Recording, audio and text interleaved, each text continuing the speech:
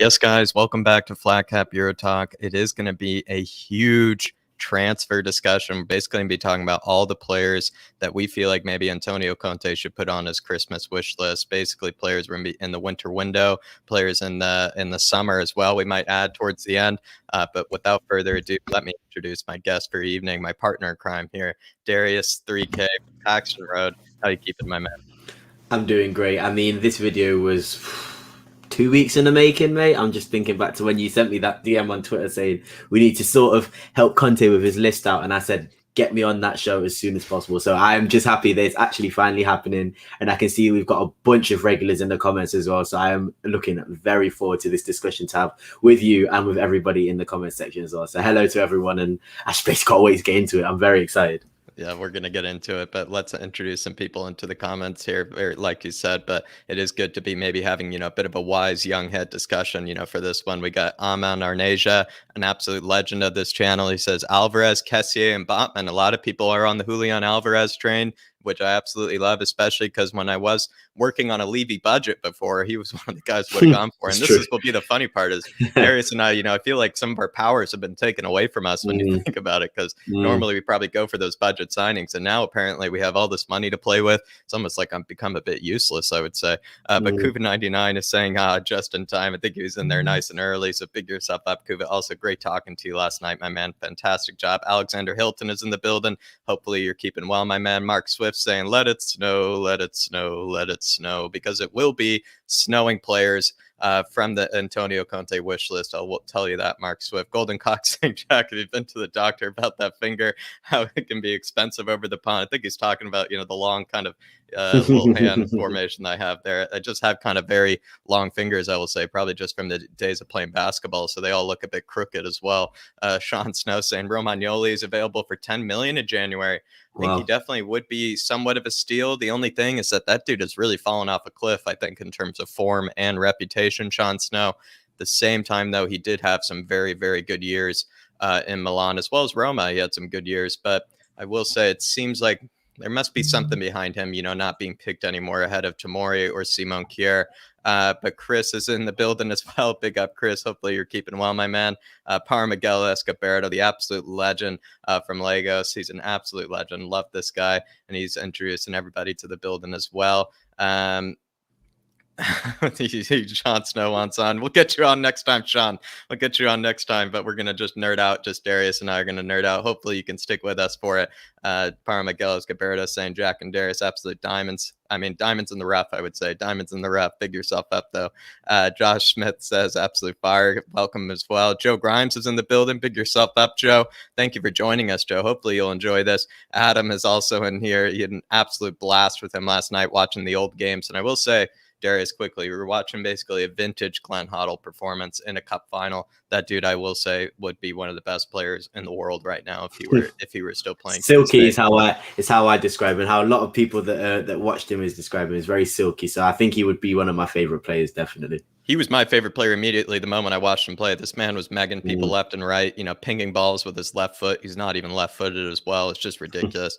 Adam saying Conte should just go balls to the wall and tell Levy he wants to buy every good player available to him. Levy would probably have a heart attack. Yeah, Adam, I will say even the list that I have available right now, he's going to have a heart attack. But without further ado, though, let's break this down. And everybody, please give us your suggestions. Maybe one of the ones maybe that I give or Darius give. Maybe if you guys don't agree or maybe you think of an alternative, please throw them in the comments. Please do. But without further ado, we are going to break down our defenders, specifically center backs. And I'm thinking about the left-sided center back position. And Darius here, he's gone for exactly what I'm kind of feeling like. If I were being absolutely spoiled, if I had basically a blank paycheck to get somebody in that left-sided center back position, I would go for Alessandro Bastoni, probably already one of the best left-sided center backs in the world. But I feel like that's a bit unrealistic, also because I know Sean Snow wouldn't be happy with that because I'd be absolutely rating his Inter Milan club, which, I do feel bad about Sean. But if I had a blank check, it would be Bastoni. If I was being more realistic, I'd probably get Sven Botman. But what are your thoughts, Darius? What makes Sven Botman maybe so good for this pick? Not only, I think after the past two games we've seen, obviously, Vitesse and Everton, Davis starting, I think, was probably the biggest shock to everybody. That was quite eye-opening for me, and it suggested to me that he almost didn't care about the quality of the centre back because he wanted a left-footed centre back in that position. So if that's what I'm going off, because I do believe that Davis is by far not the third best centre back out of our collection, even though our centre backs aren't great. I know I would even say Rodon in left centre back would be better. I'd even say Romero in left centre back would be better. So I definitely think it's because of Davis's left foot that he's starting those games. And just for that reason, and the other reason I would say Sven Botman is, like you said, more of a realistic option than Bastoni, because I think Bastoni's fantastic. I think he's 21 years old and was pivotal in that back three with Skriniar and De Vrij for Conte. So I just think that Sven Botman was almost going to go to Wolves this summer for 40 million euros, I think it was, or 42 million euros, I think was suggested. So if he's almost willing to go to Wolves and Sevilla, I know we're also going to go in for him if Koundé was to go to Chelsea as well. So if those two teams are sort of looking at him and he was considering his options, and I know that his contract doesn't end until 2025, but it's still quite a strange one to see him being quite heavily linked to those two teams. I think if you can convince him with those two teams, you can definitely convince him with a Conte Tottenham team, and that was the reason why I think I've gone for him. I think in the winter, if you're willing to go in the summer, I think you could put in a 40 million bid in the winter, and I think you can get an excellent player as well. Let's not forget he is an excellent left-footed centre back, and he is only 21, 22 as well. So won the league with Leo last season, so he's got a breadth of experience. Came obviously from the Ajax academy as well, so his football knowledge is up there as well. So I do think then, and also just to mention his distribution as well is very similar to and his ball playing abilities is very similar to Alderweireld, and along the floor as well, he can play the ball very well, and that's what Conte really needs from centre back. I mean, he was desperate to play out the back, and I didn't really see many options or opportunities for us to play long because Conte wants us to play out the back. So Sven Botman probably would fit in perfectly, but Bastoni would be he would be the dream. But I think Sven Botman is a realistic opportunity now that we've got such a great manager in Conte. So I'm definitely thinking that can happen. Everybody give a round of applause for Darius there. He absolutely gave his own scout report right there for Sven Botman. That was unbelievable. I was just standing back in awe right there. Before I give my thoughts on it, let me just welcome a few more people into the building here. Aaron Dubb saying, hey, all Hoddle and Gaza are our greatest ever. And Shamu's annoying me because Croatia qualified and Ireland didn't. If anybody watched that Croatia match, I've never seen a more waterlogged pitch in some time, honestly. It really was brilliant, I will say. Just some of the balls that they were playing in behind just stopped dead, the moment that they were played. It really was brilliant to watch, but definitely Hoddle and Gaza, certainly I would probably say the best of all time. And just from highlight reels alone, you could probably make that that conclusion, but Hoddle was amazing to watch in that watch long. Koi's Elias, hopefully you're keeping well, my man. Absolute legend you are, my brother. Absolute legend you are. So hopefully you're keeping well today. Just a few more in the building. Joe Grimes does say that Rudiger on a free transfer. I think that'd be a great shout. That'd be great. It seems like he wants to make a bigger step at the moment. It feels like Rudiger, he wants to make that step to like a Bayern or Real Madrid, maybe play alongside David Alaba, which actually be a pretty brilliant combo if you think about it. Just on a side note, sorry, Jack, but that Real Madrid team next summer could be extremely dangerous, judging on sort of the moves that they're making in the market and the moves they made last season. I'm beginning to think Real Madrid might come back to where they were 5 years ago. I'm watching my eye on Real Madrid, especially in the Champions League this season as well. Definitely so. Dtrex Kane, I completely agree with that. I actually think Real Madrid will kind of make a bit of a renaissance again, especially with Camavinga, already kind of, kicking things off very well. Dtrex Kane saying, these are my players. Nico Schlotterbeck, great shout. Manuel Lazzari, great shout as well. Mert Mulder, which sounds like a Turkish name. Maybe he's a goalkeeper. I'm not sure. But I haven't heard of him. Sergei Milinkovic-Savic, I mean, that would just be absolute class. Creme de la creme. Andre Onana, what's his name? Kessier, Vlahovic, Militao, not a bad shout as well with Militao, actually very underrated shout. Bastoni, of course, Botman, Milenkovic. Always love myself some Milenkovic and some Alexander Isak. That guy's fantastic choices. Class. Great choice. Dtrex Kane, you're an absolute legend. Sean Snow saying, nope, no Inter is going to happen.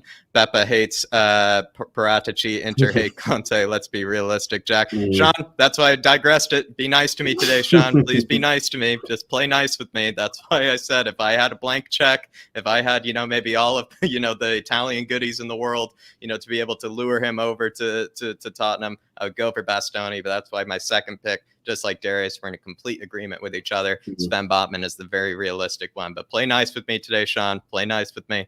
But there you go. I completely agree, though, Sean. It's completely unrealistic, but boys got a dream. Boys got a dream, Sean. And we can now. We can now. That's the difference. We actually can now. So let us. But Sean, shout out to you, Sean.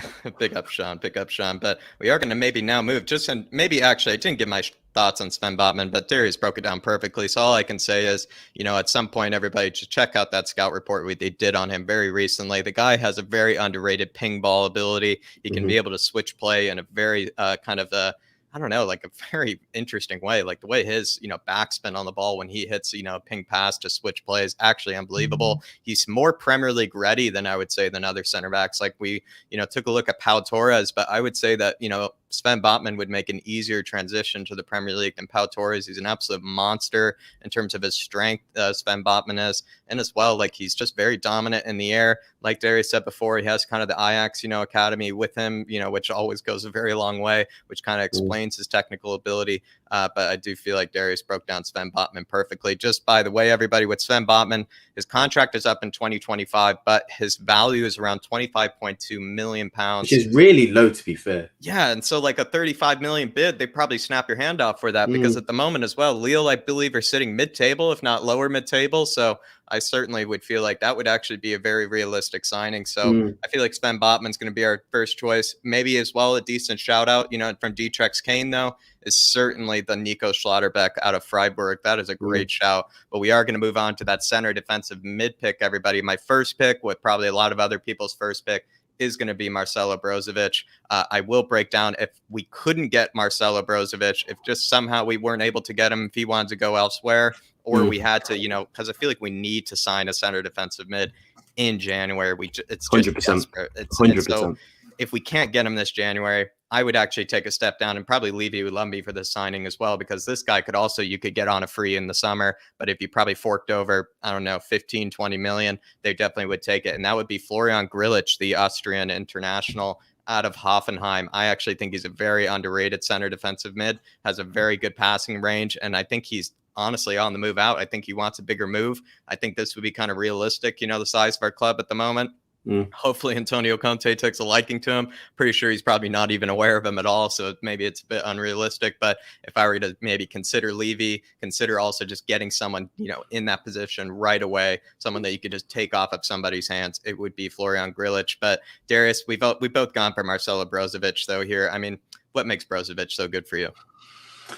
It's not just sort of his ability to sort of, and when I watched Brozovic, and especially when he was at Inter, because I really only paid attention when he was at Inter, he's a very, very, very intelligent football player, and he can control games from that base. And not only can he control games, but he can also contribute attacking wise as well, with his quality of passing and just his knowledge of play. When Brozovic gets on the ball, he will make the right pass to sort of start an attack, as opposed to trying to maybe play the long diagonal ball. If a threaded pass that's going to sort of allow players to make better runs is on, he will do that. And I think that it's very important. I know that Daniel Levy has sort of an idea of philosophy about young players and bringing in players 25 and younger and stuff like that. But I do think that players in their prime and just sort of pushing that 30, 31 year old sort of age, is if they're still as good as they are, I think they're perfect for teams. And in that DM position, I have to admit, I really do think that experience is much more important than ability, just because you can have an amazing player who can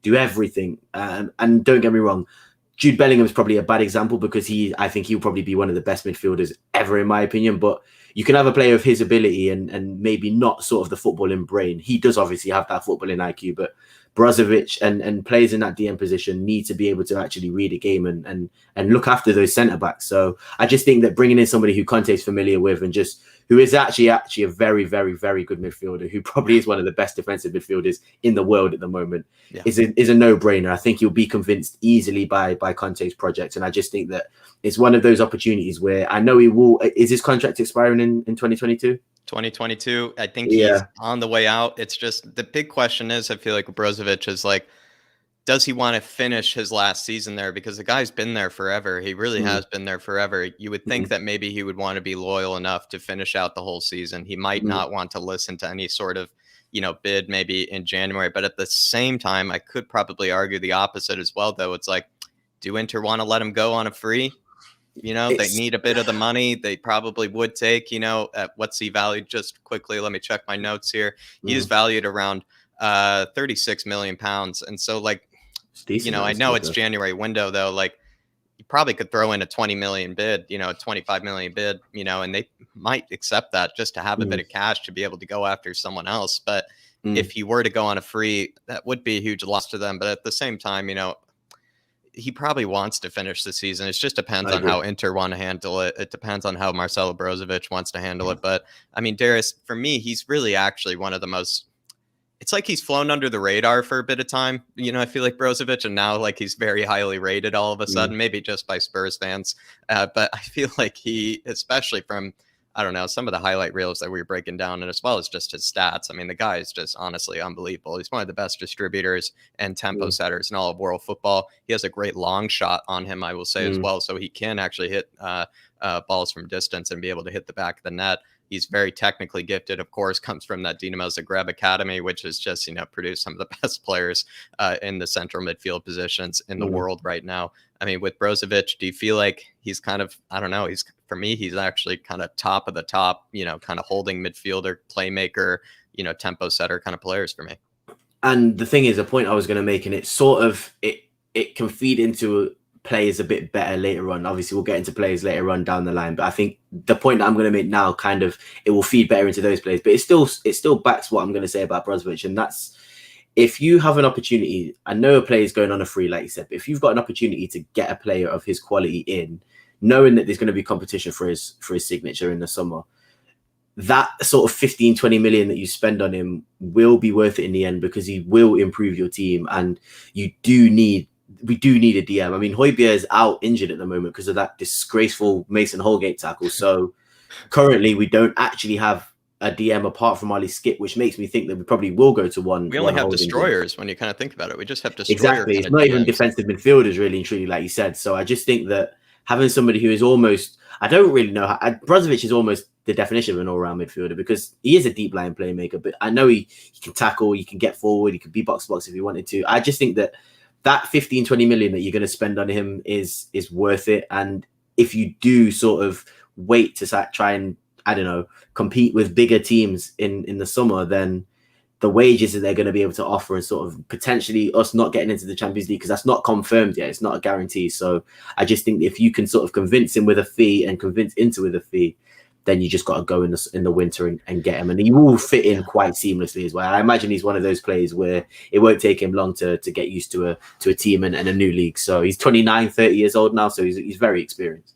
Yeah. Definitely. And honestly, everybody, I mean, I can't even keep up with y'all, especially with yours, everybody's intelligence here, but I don't want to leak too much here, because some of the picks that they've even put here in the comments are actually ones that we're not going to talk about it because they are picked by some of us. So you will be satisfied later. But some of the ones that maybe I'll just unfortunately tell you that we didn't pick, I think Lacroix would be an absolutely brilliant pick. I do really like the guy. The only reason I feel like maybe we didn't pick him is just because I believe he's right-footed, which makes it a bit complicated in that left side center back position, as Darius said before, which kind of I agree with. I feel like, you know, in the case of Ben Davies, the only reason he's playing that left-sided center back position is because he's born left-footed. You know, literally. I mean, congratulations. Fortunate, yeah.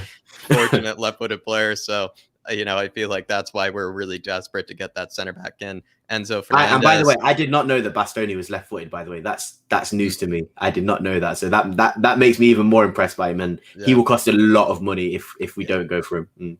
I think he's like a 90 million pound. I'm not even kidding. Center back, like, and that's because he's already practically one of the best center backs in the world at his age. So it is kind of just, you have to break. I mean, not even break the bank. You got to literally break the bank vault probably in order to get that guy. Enzo Fernandez is someone I will be checking out. Para Miguel Escobedo definitely left that shout. Axel Witsel from Dietrich Kane, not a bad shout, but at the same time, I like Witsel, but it feels like he's not having the best of seasons right now. Like Dortmund are kind of a bit off and on, and injuries as well, of course. And I don't know, he's been weirdly like loyal to clubs, because he was at Zenit for a very long time, almost too long of a time. And then he went to Dortmund. He seems to enjoy Dortmund as well. He's a bit of a family man from what I've seen in like interviews out of Dortmund as well. He seems to be kind of a low key kind of guy. I don't know if he'll make that move to the Premier League. I think he's now 30, 31 years old. Might Yeah, be a he's bit good. too late. He's but good at Dortmund. he's been a great player. He's been a great player, and honestly, I would say a very underrated player as well. Zanuska's in the building. Big up, Zanuska. Hopefully, you'll be enjoying in this one. Definitely good to see you as well, Zanuska. Koi's saying Almada is very good. We should try to sign him. Thiago Almada. I've definitely heard a lot about this guy, and definitely will review him at some point. Elias, but big yourself up. Just making sure I'm not missing any other great shouts. Everybody. Martin Richards is in the building. Big yourself up, Martin. Hopefully, you're keeping well. Just making sure. Mac is now joining us. Said, what happened to the Damsgaard talk? We will. Just going to say that might come up later. It might not come up later. But Mac, maybe you just, predicted something.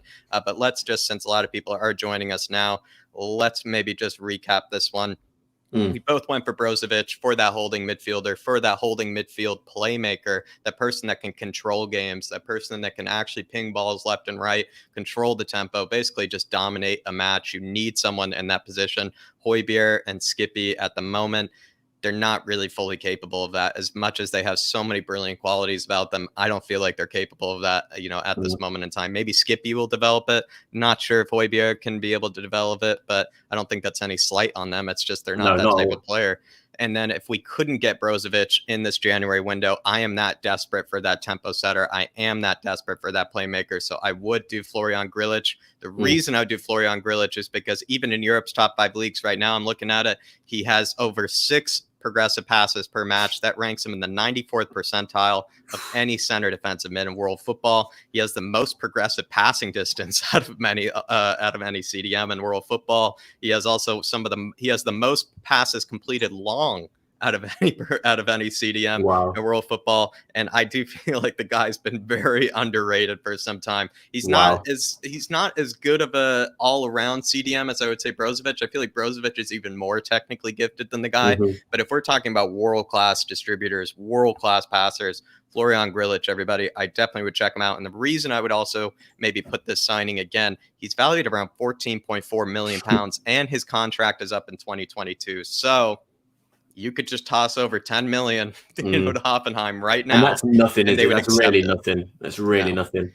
And you're getting exactly what you want. Maybe you're not getting, the Rolls Royce kind of CDM that Brozovic is, but you're almost getting to a degree a version of it, which is someone that knows how to ping a ball, somebody that knows how to distribute, someone that knows how to create for his team. And I feel like he would be also a brilliant player to be able, especially with wide wing backs, especially with the most passes completed long than any other player in world football at the moment. You feel like he would be able to just hit balls left and right to Reguilón and Emerson, maybe better than others. So Florian Grillitsch, everybody, I would say not a bad shout at all. But we are going to move on to the next one here, which is our center mids, that box to box center mid, that flying, all around, center mid. You might even say for, Conte's system, almost like the Arturo Vidal role or like a Marquisio role, maybe if you go that far back as well. Definitely somebody that can be that all action center mid. And so for me, I think we all want Kessié first. 100%. I think we all want Kessié. The guy, even look at that pick. He looks absolutely sick in that pick. He looks frightening. I can just imagine Højbjerg and Kessié. Like, who's going to get past those two in a center? Oh, my gosh. And he rocks the small shin pads and the small socks. He's just a man after my own heart. Honestly, he looks beautiful as well. Also, nice beard, I will say, as well, just on this close-up pick. But if we couldn't get Kessié, I would go for Weston McKennie. Just because it seems like, he's been rumored out. Then again, I've seen him playing a bit more now, and I've heard his confidence is growing back at Juventus, but supposedly we have been rumored constantly with going after him. If we couldn't get Kessié this winter window, I would go for Weston McKennie. But Darius, you've gone for John McGinn as your second choice, but maybe before we go to our second choices, how about we just break down what makes Kessié so brilliant? Again, he is 23, 24, and he's an all-round, I keep saying it, but an all-round midfielder. He does everything to such a high level. And what surprised me the most about Kessié is not just his dominance and his size in midfield and sort of his ability to be able to get past a player and also score. I know a lot of his goals come from the spot, but again, that's a good quality to have. He's missed only a couple of penalties in the past couple of seasons. And for me, it's his distribution. Again, the long passing, it can be such an important thing to have that in amongst the team, because I noticed when we played Vitesse and when we played Everton, the players are again starting to make these subconscious runs, these runs off the players. When the ball gets into a player, as particularly Lucas, he would bounce the ball off and someone would already be making a run as soon as Lucas bounced the ball off, so that through ball was on. If you've got a couple players in the centre who can distribute a ball, and a couple players at the back who can distribute a ball, you can find another way to create an attack. So instead of sort of playing through the middle, you can literally have runners like Emerson, runners like Reguilon, runners like Son, and literally find passes for days, and it will split apart defenses so easily. So I just think players like Kessie who are so good at the moment and really controlling and being such important parts of their team. And let's not forget, AC Milan are doing really, really well this season. I mean, It's them and Napoli really competing for the league at the moment. I don't really know if Juventus are going to even do well this season. Atalanta seem like they are a little bit slow at the moment, and it does seem like AC Milan and Napoli are out there. So for me, Kessie, again, like I said with oh my gosh, he was my early one with not John McGinn. I can't even remember now. Your other CDM, you mean? Yeah, my mind's gone blank. Brozovic. It's one of those where so many clubs are going to be after him. Yeah. You need to sort of just get in there early. I mean, if you put in a 20-30 million bid, I don't even care if he's got 6 months on his contract. That guy will come in and change our midfield and be so important to that second half of the season that we might even get into that Champions League spot with a player like him. So for me, that 20 million is better than sort of spending, 30-40 million on another player because Kessie's gone and joined Real Madrid on a free. So, I've heard PSG are linked with, interested in him. So that's kind of the issue right now. Is like with Kessié, is like I feel like the only opportunity we can get this guy, everybody, in my belief, is that we have to go after him in the winter window, because I don't think there's any shot we sign this guy if we wait for that contract to end. I don't think there's any shot, because Real Madrid's, the PSGs, the Bayerns, even United, even the Uniteds of the world, just I hate to say it, but maybe the bigger name clubs will be after the guy. And he has, been kind of getting used to now, Champions League football, and so, it's hard to say like whether we'd be able to lure him over, but we probably could lure him over, considering that he is worth around £49.5 million. Wow. His contract expires in 2022. If we throw in a 30 million bid, 35 million bid, I think Milan would accept it, and then just depends on whether Kessié accepts us. But knowing that we now have Antonio Conte in the building, you probably could say that could lure him over. But I feel like we have to sign him in winter. I don't feel like it's realistic to be able to sign him in the summer, because every other club will be sniffing around for that guy. So maybe might as well then move into our second choice in case we can't get Kessié this winter. I've gone for Weston McKennie. You've gone for a very underrated shout and John McGinn. I kind of want to get your thoughts on John McGinn, because I do like John McGinn a lot. And I think that's actually an underrated shout. He's, in my opinion, Scottish Nicola Barella. I mean, if you can't get Nicola Barella, John McGinn will do just the exact job that Nicola Barella will do, and he'll do it pretty much to the same level as well. I like you said, I actually think John McGinn is one of the most underrated midfielders in the league. I think that he's such a bastard to play. I can't imagine playing against John McGinn is fun for any player, because he will harry you, he will push you. He's got great feet, he's got good eye for a pass, and the main thing for me is his goal threat is so. It is very, very good. I mean, his long-range technique is distance. Ridiculous long-range technique. I've seen him. I mean, obviously, everybody knows about the volley in the Championship, or I don't know if it was a playoffs or the Championship. We all know about that volley, but he sort of attempts those volleys a lot in games and gets quite close to goal with them. So I just think if you're not going to be able to get a player like Barella, which Conte needs a player like Barella, who is going to be able to intercept the ball high up the pitch, be a threat, be a problem in midfield, harry, press people. If you're not going to be able to get him in, and to be fair, I was thinking about Holmgren, but then I realized he was Scottish, so it doesn't actually count, but still doesn't matter. If you can get somebody in who knows sometimes if they trained right before the age of before the age of 21, if they trained in the Premier League or even in the Championship or whatever, then they do qualify. Like Ben Davies actually technically qualifies as homegrown, but Eric Dyer doesn't, which is actually kind of interesting. So Eric Dyer would say all the more reason to get him out of the club, because apparently he doesn't even qualify as homegrown. So seriously, fair point. And I didn't know that. So if it, like I said, there's just a little bit of research, I'll find out. But yeah, I just think that he would be excellent for Antonio Conte. My main thought about him was the fact that Villa aren't doing great. I know they'll probably get better with Gerrard coming in now, but I just think that if you could get somebody like John McGinn in, who I don't think would attract a massive fee, but will be a decent fee if you can't get Kessie, and I think that Conte would would love McGinn, and I think it would be a very, very good signing, an underrated signing, like you said. So yeah, I just thought I'd throw a wild one out there and see what people thought about it. But yeah, John I McGinn think is John McGinn is a great shout. And also, I like how you said, with that long shot technique. I think he actually does, have one of the best long shot, ability and techniques. And I'm not even kidding. And this sounds ridiculous, but world football, because I've seen that guy, we talk about Zlatan, how his martial arts kind of, experience, translates to some of the, ways he hits a football. I would say John McGinn might be secretly some sort of jujitsu master or something like that, because the way he hits the ball and rotates his body to be able to do it, even his leg. Honestly, I feel bad for the hips and whatnot, the way he rotates it, because I seriously don't get sometimes how he's able to hit those half volleys and volleys. Sometimes it really is absurd. Even when we broke down with stats with Jack one time, for how can we beat Aston Villa, I said like one of the ways that Aston Villa could hurt us is simply just John McGinn just hitting one from distance, because the dude is actually scary when he's at the edge of the box. He really does. He doesn't, like Darius even said before, doesn't usually miss by very much. Even when that's what surprises me.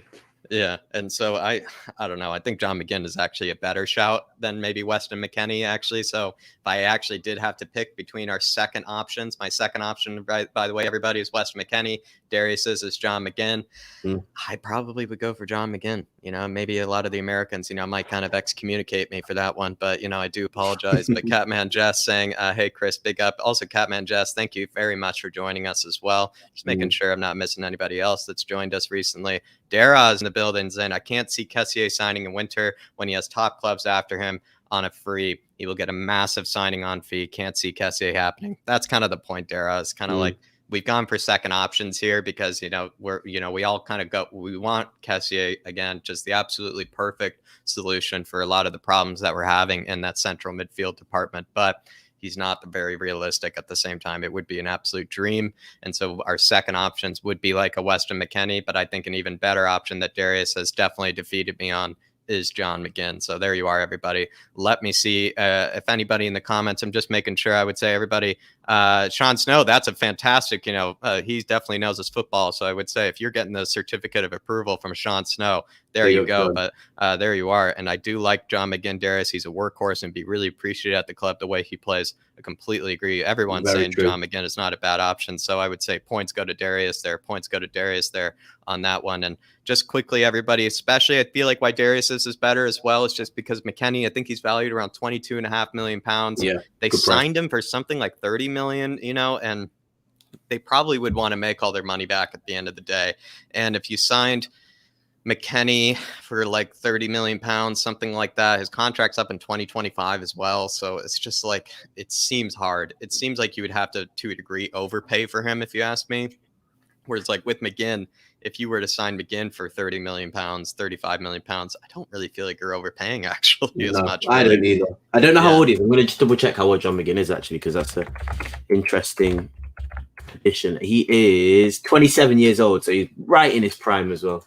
That's maybe what Conte probably wants as well. That's probably what Conte wants. But we are now moving on to our forwards that we're going to be signing in the January window. And I will say Darius kind of defeated me again here, because there is the very cheeky Charles de Ketelaere right there off to the right. We will have a big moment because I absolutely love that guy. I think he's absolutely, I will say this, he is sexy to watch, Charles de Ketelaere. But Dusan Vlahovic, I completely agree with everybody. I think the guy is very well rated. I think he's absolutely brilliant. I feel like he will be that, competition for Harry Kane that's desperately needed, especially if Harry Kane were to leave. He would be an unbelievable player to fill in his boots, as well as I feel like with Dusan Vlahovic, you're kind of getting something a bit different than maybe Harry Kane, where I think his hold-up play is actually underrated. It's not like Harry Kane's hold-up play where he drops deep and pings the ball in behind. It's just more that you can kind of launch it up to him, almost Chris the Goat Wood style, where he can just chest it, hold on to the ball, hold off 3 or 4 defenders all at once, and then maybe give it off to, someone else making a run beyond him.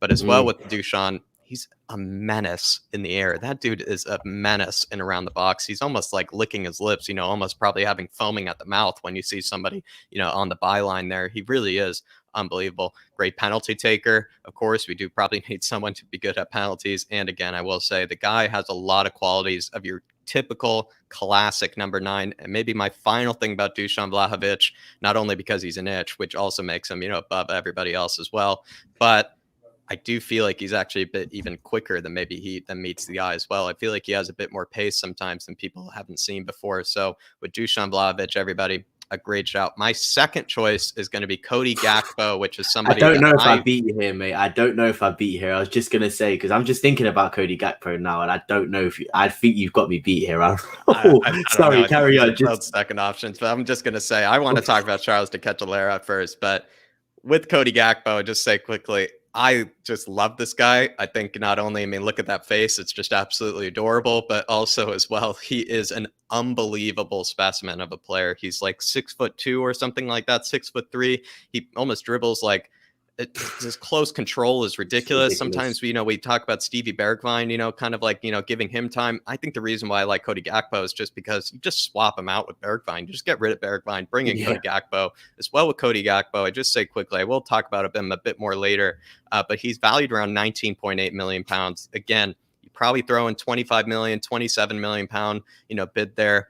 You get him in, and he can play left wing, striker, right wing. He is so comfortable also in the middle of the field, and he finishes it like a striker and can play a number 9, but he finishes it like a striker. But we are going to move on to Charles de Ketelaere, who is secretly also one of my favorite players in world football. Darius, he's left-footed. He's absolutely silky to watch. He's beautiful to watch as well. Just a quick fun fact about him. Apparently a very good tennis player as well. I actually grew up playing tennis growing up. So plays out of Club Brugge, everybody, Belgian international. But Darius, why did you go for Charles?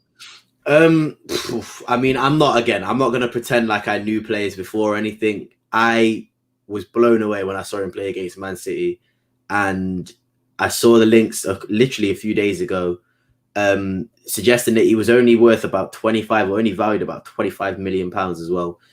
And just after doing a bit of like watching videos on him, watching highlights of him, seeing him against Man City, obviously in full, he is really like, it's scary. It is scary because he played against Man City like they weren't Man City, and to do that against Club Brugge and still get battered 5-1 and 4-1, it's quite scary to have that much of an influence. And it's a free role that I sort of can imagine him playing. I could almost imagine him not even playing as a forward, almost playing as one of those centre mids and sort of get rid of a Højbjerg or a Skip and playing one defensive midfielder, because if you give him a free role, he goes past players. He sort of his ability to sort of get his body in front of players and be able to control the ball, caress the ball so well.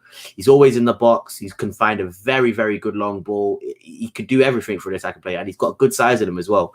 I think he can really, I mean, something like 8.6 big chances created or something crazy like that. He's everything you need in a creative player, and he's got a goal threat as well. So for me, I ever since I watched him, it's that City game, 5 goals, 3 assists in the Belgian league and an assist in the Champions League. It was so good, and I just thought to myself, if he is really valued at 25 million pounds, you don't even think about sort of getting those players. You just bring them in. He's 20 years old, and I'm pretty sure if he doesn't work out, you'll be able to sell him for more than 25 million pounds. So I just think it's a no-brainer in the winter. Get him before anybody else starts sniffing around. Get him before his stats start getting better. Get him before he gets even better, and just basically kind of do what Chelsea and City do and hoard these players before anybody else can, because I know that Paratici will be looking at their value in 3 or 4 years' time, and he's one of those players where, like Romero I think's value is already probably doubled, or will probably double by the end of this season. I think a player like de Ketelaere can do the same. I think he can really blow up surrounded by better players if he is looking that good already around players like, and I'm not saying Club Brugge aren't a bad team, because I think they are a very, very underrated team, Club Brugge, but if you put him, I've seen City interested in him. If you put him around players of the quality of Man City or even our team, I think that you'll see his output will just go up even more. So I definitely think a winter signing, creativity wise, would be perfect. He is actually more of a creative forward than he is, your typical number 9. That's actually where I feel like that's where your shout might be better, actually, Darius, just because I think he could actually play across the forward line. We kind of spoke before about someone like a Marcus Thuram, last summer, someone who can play as a left winger, who can play as a striker, be able to play across the forward line, isn't just limited to being a number 9. Charles de Ketelaere, I feel like, is a perfect example of that. I think he could play anywhere across the front line, even play as almost like behind the striker as well. Even, probably better than even Dele Alli ever did, if you ask me. As well, with him, he's just, everybody, if you watch his highlights, the dude is honestly sick. Like, he is sick, and it really doesn't, I don't know, Darius. It took me a few years ago. I was watching Club Brugge play in whatever it was, Europa League or something at the time, and I was like, "Who are these two massive forwards that they have up top? Hans Van Aken and Charles de Ketelaere. I think de Mm, Ketelaere is like 6'4", and mm. then like Van He's Aken huge. is like 6'4" as well. And you were like, "Who has these two massive, like clunky strikers up top?" And then when I actually watched them, I was like, "They're not even clunky strikers. They're No, two that's what's so very like surprising. gifted, like technical, very Mm, beautiful to watch, like forwards." And so, if I would just say, if anybody's kind of into that, just lanky forwards that are actually not your typical number nines, Hans Van Aken and De Ketelaere are actually hilarious to watch together. They're so technically brilliant. They're mhm. so good together. And then someone did shout out in the comments as well, Noah Lang, the Dutch international, who is over there as well. He is an absolute baller, I will admit, of course, as well. But if we were to go to forwards, I think De Ketelaere is not a bad shout. But mine is going to be Cody Gakpo. And Darius, I I feel like I love that explained shout. before, he's absolutely on fire as well this season. I think he can play not only left wing, right wing, but can also easily play as a striker, especially if you were playing two strikers up front. I think that Mm, would really suit him as well. He's just brilliant. I feel like he's brilliant, and he's a he's amazing. really deadly finisher as well, Darius. But I mean, what do you know about Gakpo? The finishing that when I watch his highlights again, for me, the PSV are producing some ridiculous talents and signing some ridiculous talents because, I mean, along with that, I mean, obviously I had to run. He was at Ajax, wasn't he? Or was he at PSV? I'm not too sure on where I had to run, but I'm looking at this Ajax and the PSV teams, and again, Madueke is there. Mm-hmm. Bergwijn was there, Gakpo was there. They have really good youngsters, and Calvin Stengs, who was obviously there, Yeah, he was at Alkmaar as well. Again, Alkmaar, that Dutch league have got a lot of good players, secret and talent. they've got a lot of good secret talent. And I think that if you can sort of, like you said, get a trade with Bergwijn, you kind of go for it again. I'm not sure how old he is, but again, less than 20, 21 years old. I think he's no older than that. He's going to hold his value. £19 million is nothing in the market today. He's valued. Oh well, Catman Gesture said he's valued at £24 million. So that's nothing in the market. I mean, you just sort of take the risk with these players. And again, the size of these players, De Ketelaere, Cody Gakpo, 6'2", 6'4", they will fit better in the Premier League. They aren't just battering rams. Again, Vlahovic as well. And just on Vlahovic, the reason why I'm so obsessed with him and want him so bad is because for Conte, that's for me the ideal striker that you have. I mean, Mm. if you look at Diego Costa, Romelu Lukaku, Harry Kane, Vlahovic reminds me of all three of those. He has sort of like a bit of every one of Mm. those strikers in him. So that's the reason why I want Vlahovic so much. But you need somebody, as Sean Snow mentioned in the comments, Vlahovic isn't the fastest striker, so you do need somebody around him to sort of Mm. run on. And Son is ideal for that. Gakpo would be ideal for that. I think the Catalera would be ideal for that as well. So yeah, Mm. I just think it's about finding strikers that will fit Conte's system and how he wants to play. And I just think that all three of those choices that we made, I would be happy with any of them. I I'd be really over do the like moon. them all. I'd be over the moon. I would just actually say I kind of agree that, Vlahovic by no means is, a pacey striker or relies on his pace, but I just think he's deceptively quicker than he looks, Yeah, actually. yeah, That's yeah, what I yeah. would say. That's maybe what I meant. But Catman Jess, with him being valued around 24.5 million, I checked today on Transfermarkt and he said he was 19.8 million pounds. Maybe it's euros that maybe you might be speaking of, or maybe Mm-hmm. it's dollars. I'm not too sure, but regardless, I think he is kind of a bit of a steal of a price. I really do. And I think you probably agree as well. Charles de Ketelaere, according to him, is around 27.5 million. You can tell that guy is absolutely soaring in value. So I would say Mm-hmm. you definitely want to snap him up quick. Sean Snow here is saying, I want 21st team player where there's no difference in skill like we are currently Completely experiencing. agree. That's actually a good thing. That's probably what Antonio Conte wants. And I'm starting to have to get used to that, Sean, where, especially with this new transfer budget that supposedly we have available to us, like I have to start accepting the fact that it is okay to have two world-class players and one In sitting each on the bench. position.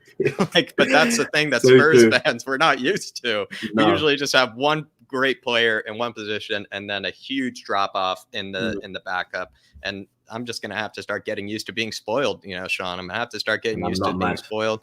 Alexander Hilton saying I could see Charles de Ketelaere as our Eden Hazard when It's a Conte great was shout. at Chelsea. Again, he's just I know that Alexander Hilton knows his world football because this is why I think Charles is so brilliant. He's deceptively skillful, deceptively technical, and is actually more reliant on his just sheer skill, honestly, than anything else. The dude doesn't need any pace. He doesn't need strength. He's just brilliant footballer. And also his ball retention as well is just ridiculous at times. You see him being cornered by 4 or 5 people and he'll make it out of there with just some silky move of whatnot. He's almost like a third eye kind of player. And I do use that very, sparingly, that kind of word, especially. So he really is unbelievable to watch. He really is unbelievable to watch. But Spurs 72 is also joining us saying, afternoon, Jack and Darius. I just signed to Ketelera for my Spurs career mode on FIFA 22. I did it in FIFA 21, Spurs 72, and I absolutely loved him in FIFA 21. He was an absolute brilliant player. And also True Sets Free is joining us. Big yourself up, True Sets Free. Hopefully you're keeping well, my man. But it seems like a lot of people are liking these suggestions. A lot of people are liking these picks. So we are going to maybe recap them. We both went for Dusan. If we had, a dream budget, if we had, the ability to sign him, we both went for Dusan. Darius, as his second choice, went for Charles de Ketelera. I went for Cody Gakpo. I personally would probably try to sign both, actually. I would probably for Darius as well. We would want to sign Dusan and, one. So it's kind of like one for the here and now, one for the future. I know Vlahovic is also young, but he does seem kind of already ready-made, kind of almost Erling Haaland kind of style, just already kind of ready-made. But those are our 2 forward picks. We are going to go back to our center mid picks, which is Frank Kessié as our first pick. Bit unrealistic. So if we had to do a second one, it would be Weston McKennie and John McGinn. With John McGinn, maybe he might be a bit more expensive than Weston McKennie, but I feel like he's more worth the price probably than Weston McKennie. That's just my personal belief because I do really rate McGinn, and he's also very comfortable in the Premier League.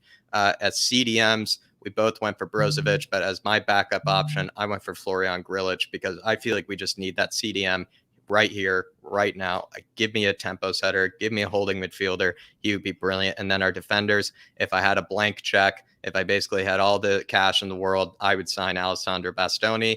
If I didn't, which is obviously the case that I don't have all the money in the world to sign these guys, I would go for Sven Botman, just like Darius did. But we are now going to move into our summer signings, everybody. And our summer signings, we will be discussing goalkeepers. And this one's a bit interesting because I do want to ask Darius about Sam Johnston, because I went for Nick Pope, because in the case of Nick Pope, his contract does expire in 2023. And I feel like that means that, and he's still valued at 13.5 million pounds, which I don't really understand. Like, I genuinely don't get that. I feel like he would be much, much more than that. The reason with Nick Pope is that dude, his shot stopping ability is, I think, second to none. It's just, you do kind of question his ability with the feet. If you wanted to get a keeper just right away for free, you probably could go for Andre Onana. I would say with Onana, it's a bit questionable, that whole kind of, failing the drug test and everything. It's a bit kind of weird. I would say a bit unforeseen circumstances for him. But I mean, what about Sam Johnston though? Like, cause this is the thing, like what makes you maybe pick like a Sam Johnston over a Nick Pope? Because a Sam Johnston, I think he might be better with his feet, which I think is actually becoming a very important trait in goalkeepers these days. And also his distribution from throwing as well was very, very, very good. But I think, with Sam Johnson and Nick Pope, it's kind of a debate between him, Nick Pope, and Pickford, who sort of is the better English keeper. I think you can kind of choose based on whoever you think is. I don't think the difference is that much in them. And I only chose Sam Johnson because I think you can get him out of West Brom way easy. They can get Nick Pope out of Burnley because Burnley sort of do need Nick Pope a lot. It does seem like Nick Pope almost stops them from getting relegated a lot of the time. And Burnley have had a few good seasons, but a lot of the time they flirt with relegation. And when you've got a keeper like him saving shots that he does, like you said, he is the difference between them staying up and going down. So Sam Johnson, actually, his contract actually does end next year as well. So you could potentially be able to get him on a free as well. He's only worth 7 million on the market. So, I mean, I prefer Sam Johnston. Again, homegrown, you get him as an English player, you can check that quota off the thingy.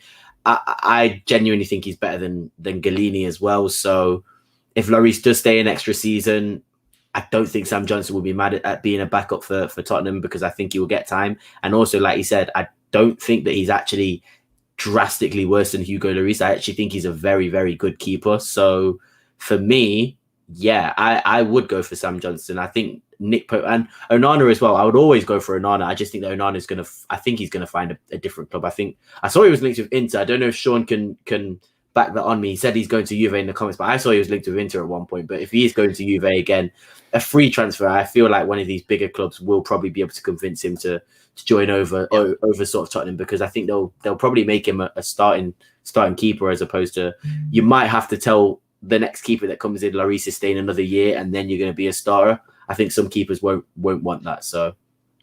And Sean Snow, I did see the highlights of the USA match against Mexico. Ricardo Pepi looks fantastic. I believe he's kind of like Weston McKennie though as well. I believe he's from Texas or plays for a team in Texas. So one of my favorite states as well. So I would say definitely has all the markings of somebody that I would like at least on a personal level. But he looked great. That's all I can say. I didn't really know much about him before I saw that match. So it seems like, Sean, just keep me updated on that guy. Just keep me updated. Dtrex Kane saying Onana's contract expires this winter, or I think it's this summer, actually. And Nick Pope won't fit Conte's system. Two good upcoming Altay Bayünder and Ergücün Çakır. So I think two Turkish Super League players by the looks of it, which I would say is actually a great shout out. Dtrex Kane, another man that really knows his European football, I'll tell you that. And also True Sets Free saying Onana is number 24, Jack, me and 24, but definitely big yourself up, True Sets Free. And also really appreciate all the support as well. And I would love to actually have somebody, wear that number 24 for you. Definitely would love to see that. Just making sure I'm not missing any other fantastic comments. Alexander Hilton maybe challenging you here saying, I don't want Sam Johnston. He needs another season, but he's a backup. I will take him. I think Sam Johnston, is he making too big of a step up? It's hard to say, but we just saw, I guess, unfortunately, we've seen with Aaron Ramsdale, I was just about somebody who we all kind of didn't rate, somebody that all kind of we thought, will he be able to make that step up to 30 million? Yeah. But now you might say with Sam Johnston, especially since you can sign him on a free, and everybody, we do have a huge goalkeeper problem because Hugo Lloris is yet to sign his contract, and also as well, I do believe, if we don't keep Galini, which I don't want to keep Galini, and also I think Brandon Austin as well is also contract is expiring. So basically those are three keepers whose contracts are expiring. You definitely need to get in one right away. Sam Johnston, he, sometimes also the relegated clubs, since he had to deal with a lot of shots, he had to deal with his team in matches. That's actually an underrated ability, to be be a goalkeeper like that. And I think his ball playing ability is actually better than Nick Pope. So I will concede to Darius on that one, between him and Nick Pope. I just feel like with Nick Pope, sometimes that guy can make saves that are just like, I don't know, like Buffon-esque or like De Gea-esque, the times where you're just like, that's a save that keeps you in a match. But Sam Johnston as well, though, especially considering he would be there on a free, I think you probably get Sam Johnston. And I think that's a good shout. I think it is a good shout. Onana from Prison FC, definitely true. Oh my God. Martinez, I think Emi Martinez is one of the best goalkeepers in honestly the world right now. It really is that great, actually, and which is another kind of sad truth, I will say. Leonard, I've seen this guy before. Leonard Semedo, big yourself up, Jack. Next tier Premier League will approve 5 subs. So next year the Premier League will approve 5 subs. Every club will invest on a heavy game-changing dugout. I did hear about that on the Guardian Football Weekly. I actually did hear that, Leonard. So definitely will make it, actually, in my belief, a bit more change. Unfair. I think it's going to change. Yeah, I think it would really it makes change it more football. Unfair for the worst, for the kind of the smaller clubs, though, because they don't have the squad depth. So I think that's a lot bigger than people are making it out to be, changing that, because tactically you can do a lot with 2 more subs. I mean, you can make halftime subs and still have 3 more to make. So I think that's massive, and I think City probably win 2 or 3 more leagues if that does happen, because like you just said, smaller clubs, you can't make that tactical change as much. I know you're thinking about player fitness, player welfare and stuff, but if you can bring on, like you said, Jack Grealish and Ferran Torres at halftime, you can still bring on Mahrez and Sterling and another player on during the game. I mean, it is almost like cheating. It is almost like cheating. So I think that's actually quite a massive thing if that does go through. Yeah, so Darius just broke that down perfectly. I completely agree. Our designated Georgian scout, Tato, and I always butcher these names, but Betsy Tavashieli. Sorry, I know I butchered that just horribly, but honestly, I will say though, I would say, especially the Georgian language has honestly some fantastic syllables. I would say you guys definitely like your syllables when it comes to names, but Mamar Dashvili. Mamar Dashvili, I'm going to go with that. Of Valencia, was one of the most promising goalkeepers from the future. I will say though as well though, Tato, saw Kvetsky I saw Kavicha's, brace against Sweden, was absolutely sick. The guy, I will say, if it wasn't Antonio Conte right now, if we had maybe a lesser manager who would take time with the younger players, I would side Kavicha right away. That dude is seriously one of my favorite players right now. And 100% agree with you. he sent some Sweden people at home crying as well, which I definitely like to see as well.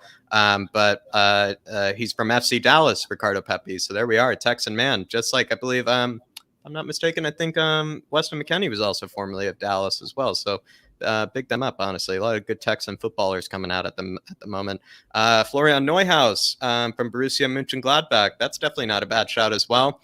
I would say with Florian Neuhaus, for some reason, he's kind of fallen off a bit of a pedestal because there's someone that has replaced him over there. I think his name is Traore or Ikone. No, I think it's Ikone, this new signing that they made over there at Borussia Mönchengladbach, who's looked unbelievable. And somehow he's not getting picked very much, which I do find a bit interesting. So maybe not a bad shout, actually. Maybe not a bad shout. Just making sure I'm not missing any other. Carlos Soler, this is someone Josh, the Tottenham guy, has mentioned 1,000 times because he's absolutely on fire at the moment and he can play a variety of positions. So I feel like that's a great shout, Alexander Hilton. Definitely a great shout. Sean Snow confirming that FC Dallas have a great academy, and also Sean Snow knows about Kavicha. He is the Georgian Messi. I'll tell you That's that. He a really great, is. great nickname. That is. So, I mean, that's a fantastic nickname. Fantastic nickname. That is. I love that. I'm using that, by the way, Sean. Zakaria has also been mentioned here by Clement. I think that's a great shout. I would love to have some Denny Zakaria as well with me. I think he maybe wouldn't be a bad shout as well if you don't get Kessier. I would actually take Zakaria over McKennie. I know I keep I know I keep putting down. He's going down in the rankings now. I just had with that. Like with McKennie, I think he's great. It's just like, I am a bit worried about there have been a lot of reports of bad attitude, and I know we've had already a history of that at this club already with some of our central midfielders. So it does seem like I probably, if Denny Zakaria, if that's not the case with him, I know he's a bit injury prone, but I probably would take him over that as well. But certainly, definitely a great shout there. But we are going to move on after our goalkeepers now to some more summer signings, and this one is going to be a bit of a cheat as well for me. Just playing with a lot of money here, everybody. If I in the summer could sign basically my favorite holding midfielder, my favorite tempo setter, my favorite baller in the midfield in all of world football, I would sign Bruno Guimaraes. I think already in my belief, I think he's the best holding midfielder in world football. I don't care what anyone else says. I really do, especially last season. If you looked at his stats on FBref, the dude was absolutely ridiculous. He was just pinging balls left and right. He almost has Paul Scholes-like ability, the way that sometimes he can hit a ball in behind. His vision is just stupid, I would say. It really is just, I don't know. It's like he actually has eyes on the back of his head as well. He gets stuck in. His unbelievable ability to take the ball out of, kind of the back line and, kind of bring it forward as well. He's just a perfect midfielder. I think he's a perfect midfielder, Bruno Guimaraes. So I would sign him for any price. I really would sign him for any price. And I do believe his value right now at the moment is still 27 million pounds, which I think definitely will be inflated sometime soon. I think he's probably more of a 50 million pound kind of signing, but I would sign him for 50 million pounds. And I think that still would be a steal. His contract is up in 2024. So you probably would be able to get him for something around 40 million to 50 million. And I think you're almost underpaying for the guy. If I couldn't get Bruno Guimaraes, I would go for James Ward-Prowse. The funny thing about those two players, though, to compare, you'd probably be paying the same price for them. Actually, I feel like if James Ward-Prowse is going to go for a big fee, I think he recently signed a new contract as well, probably just so that when he does leave Southampton, he would go for a big fee. So you would have to pay out that contract. And he's valued around 28.5 million pounds. I would say he's also more of a 50 million kind of pound signing, if you ask me. But I would say with James Ward-Prowse, still to this day, the best free kick taker practically in world football, one of the best set piece takers in world football. So you definitely solve that problem, which we do have, because we currently have players who are paid around 120K a week who can't even get it past the first man on a corner. So it would be nice to have, someone like James Ward-Prowse for sure. But if I had to pick between two center mids, kind of playmaking, holding midfielder center mids to maybe back up, our previous picks, I would go Bruno Guimaraes first, and then I would go James Ward-Prowse. But Darius, you have gone for someone that would be available on a free this summer, Boubacar Kamara out of Marseille. Explain. And that is the main reason why I have gone for him, because I'm thinking about my other signings, and I'm thinking Kessié if he comes, or John McGinn if he comes, and then Brozovic, which I think is a realistic option as well. If we can get two of those three, I think that just bringing in, like you said, a player who I think Kamara is I think he is good. I think he is actually a pretty. I don't know how old he is actually. Let me double check before I say he's 21, 22 actually. So he is really young. He is really young. So I definitely think there's room for him to become an excellent defensive midfielder. But he shows, and from what I've seen just from highlights, and I've not seen a lot of Marseille play, so I can't sort of, and it's very important with a DM that you sort of see the entire game and what they do. But from highlights, he's got a lot of interceptions. He is an intelligent player, but I just think if you can get him on a free, you bring him in. If anything happens to Højbjerg, if anything happens to Skip, if anything happens to a new signing, the drop off to the third and fourth player isn't that bad. And I do think that he would probably not mind sort of, because I in my opinion, Marseille and Tottenham, I do think Tottenham is an upgrade, especially with Conte and Paratici and that sort of infrastructure being there. I do think that if you went to Kamara and said, look, you're going to be part of the team, you're going to play in the competitions that might not be the Premier League, but if you show, an excessive talent, you will be a starter. I think you can convince him to join Tottenham. And if Boubacar Kamara is sort of your third, fourth choice centre mid, defensive mid, then that's much better than Harry Winks or, I don't even want to think about Dele Alli sort of playing in that centre mid, but that's currently our second and third choice centre mid. So I just think we need to bulk up there more than we think, actually. We need more depth there than we think. 1000%, mate. Just because not only is it such a strenuous sort of position to play, but it's just important to have quality in midfield, because that Premier League, in my opinion, midfield is where games are won in the Premier League. And if you aren't sort of part of an extremely elite double pivot, it's hard to control games. So I think Kamara would be a great option just as a third or fourth choice. And honestly, it's better than, like I said, it's better than having Winks and Ali as your choice. And if you can sell Winks and Ali for even 20 million, 15 million pounds, because I'm not going to be sort of unrealistic and think Ali's still worth your 40s and 50s. If you can be realistic and sell Winks for 15, 20 and Ali for 15, 20, Kamara's a free, and his weight, and I've not checked his wages, but I don't imagine his wages are going to be that high at Marseille. So you're going to literally be making a profit basically from and signing better players. It's a no-brainer for me, and I know that you probably think the same. So yeah, that's the same. Why. But maybe that's what hasn't been mentioned. Not only do we have a bigger transfer budget, apparently, but also if we were to ship out more of the Deadwood, that would mean huge wages taken off the books. I mean, Harry Winks is paid, I believe, around 100K a week. I had 80K. Dele Alli, I don't even want to think about how much that guy's being paid a week. I mean, seriously, considering how much he's probably wasting away his money on new Fortnite deals and haircuts and whatnot like that. So seriously, let's not think about it. We're trying to keep this positive, trying to keep everybody. Let me just change faces here. So, when it comes to Dele Alli, definitely you could get him maybe out for a bit of fee. There's some other players, of course, that, you could ship on as well, take them off the wage books and just bring in better players. That's actually maybe an underrated kind of thing about the Deadwood is, as much as it's hard to get them out the club, once you get them out, you then free up more space. You free up more cap room in order to sign players on probably lesser wages, but also players that, even if you needed to fill the English quota, you can still get those players out and maybe overpay for a certain English player that you probably want as well, to fill the English quota. So I would just say, I don't know, you just need to get some of these players out. We really, really desperately do. And I think it would only add to the transfer budget at the end of the day, because we need to replace them. So, and we do need more depth in that space. I would say quickly to finish on Kamara, Boubacar Kamara should probably thank me for this, because this is probably the nicest thing anyone's ever said about him. But you probably would say that I can't believe I'm saying this because it's hard to find a comparison to him, but he can play a variety of positions. He can play center back. He can play central defensive midfield. He Mm. can play even, two degree. Probably could play like a right back as well when you think about it. He's almost Mm. like a French Joshua Kimmich. And I would say, Mm. Boubacar Kamara, you can thank me later because that's probably the nicest compliment you've received in your entire career. But you would Anybody. probably say, like, in terms of versatility, in terms of, just being solid defensively, but a very good passer of the ball as Yeah. well.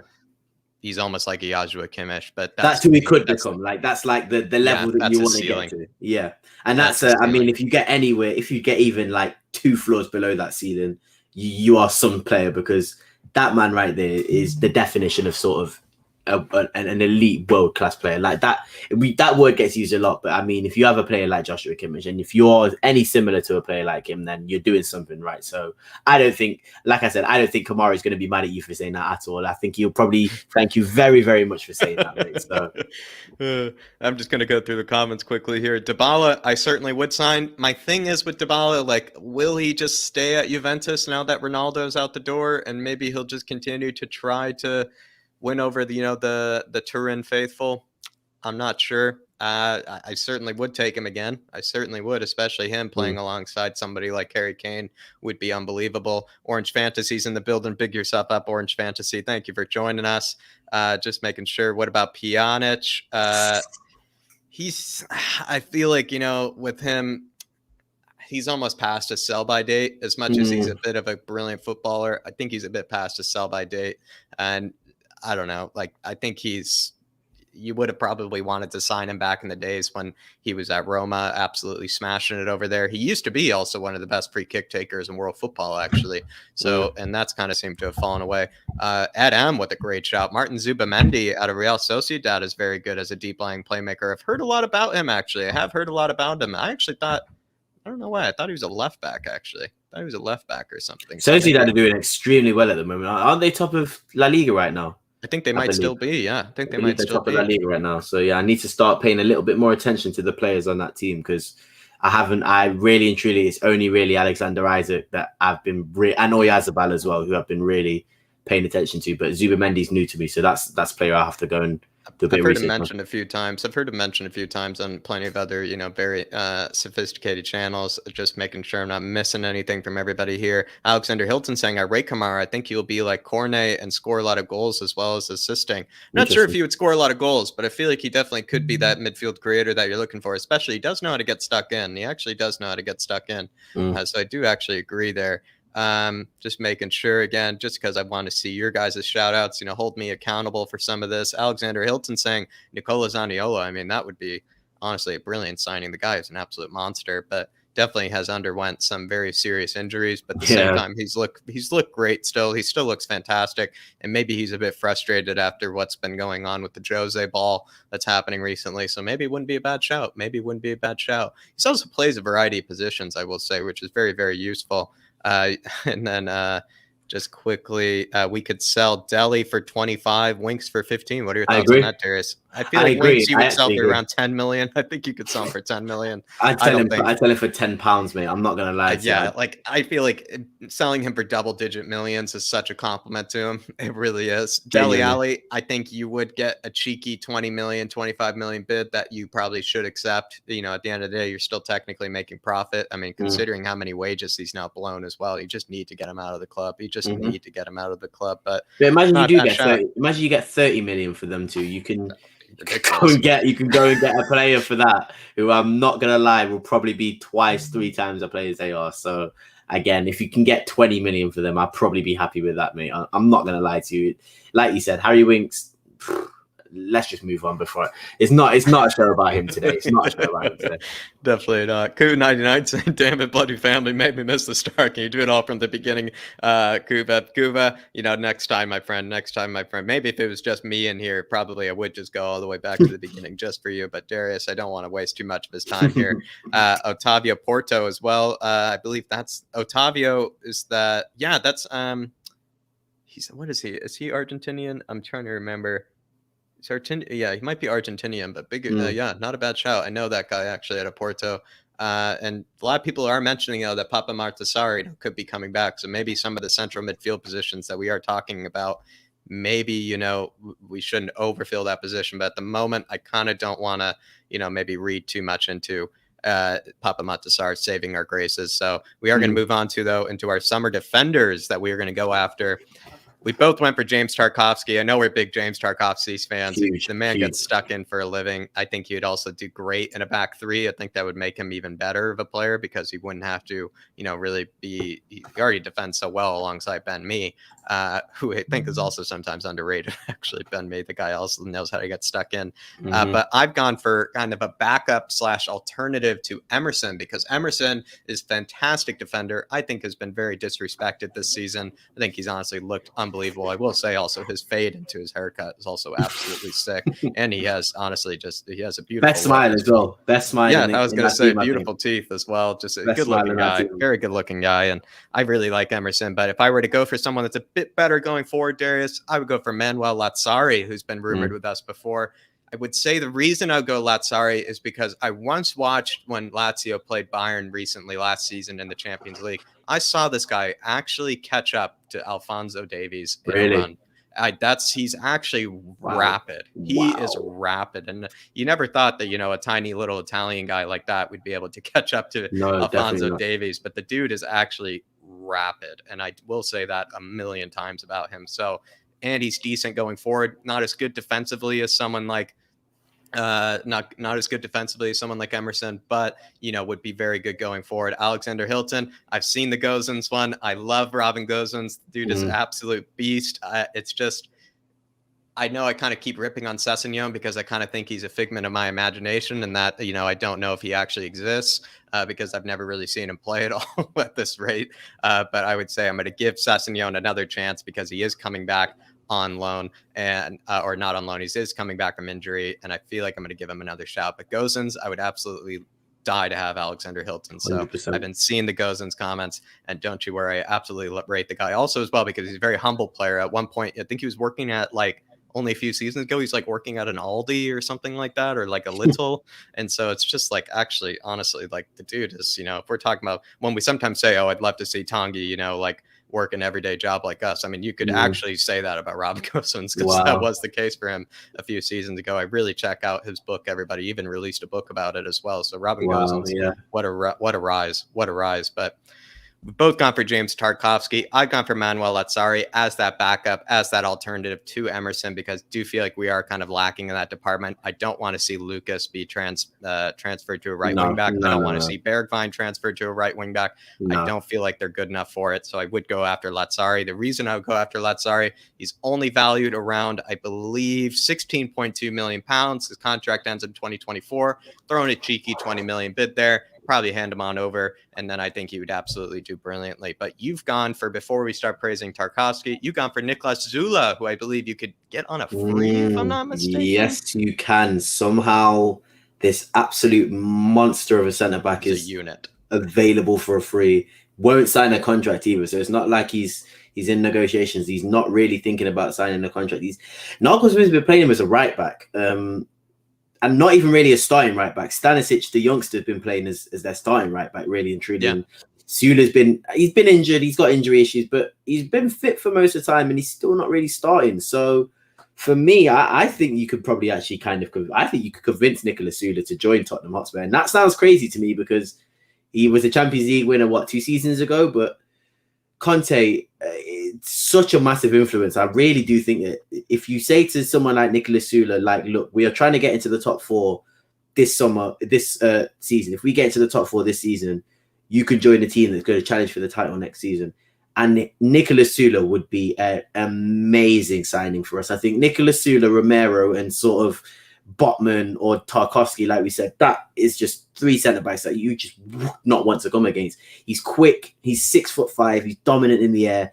His dribbling ability for a 6'5" centre-back is absolutely ridiculous, which is why he plays right back for Nagelsmann sometimes. He is an absolute, like you said, a bit like Gakpo. He's a specimen of a centre-back. He's truly ridiculous. And I think that he would be absolutely amazing in the Premier League. Like I said, the only issue is his injuries. He does get injured a lot, but I'm sort of shopping for a lot of centre-backs in the summer.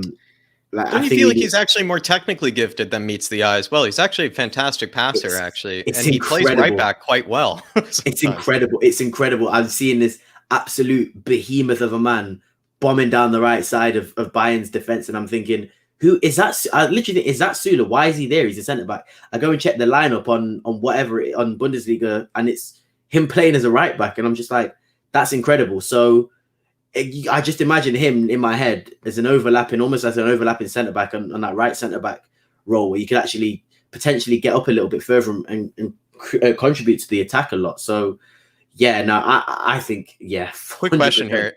Go Quick on. question here. We sometimes, in my belief, maybe coming from, across the pond perspective, I feel like Harry Maguire is sometimes one of the most overrated defenders in world football. I feel like Nicolas Zula, considering that those guys are built like absolute fridges when you think about it, Harry Maguire and Nicolas Zula, those guys are just two units that, I mean, especially in Harry Maguire's case, you wouldn't want to cross him at a Greek bar. No. But No.